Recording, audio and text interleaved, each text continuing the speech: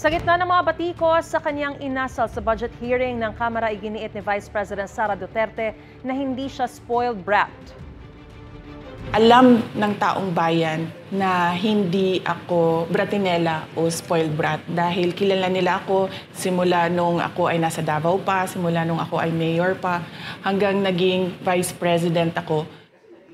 Tingin ni Duterte, hindi lang daw sanay ang mga mamabatas na hindi nakukuha mga gusto nilang sagot. Naniniwala naman daw si Duterte na may kapangyarihan ng Kongreso na suriin ang budget proposal ng Office of the Vice President o OVP. Kaya may paliwanag daw sa website at social media accounts ng OVP kung para saan ang hinihingi nilang budget.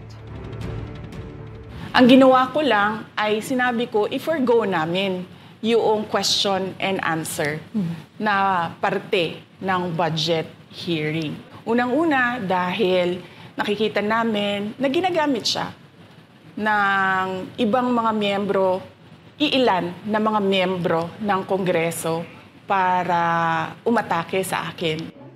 Ayon kay House Deputy Minority Leader at ACT Teachers Party List Representative Franz Castro, dapat itigil ni Duterte ang drama at ipaliwanag sa Kamara kung paano ginastos ang 125 million pesos na confidential funds sa loob lang ng 11 araw noong 2022.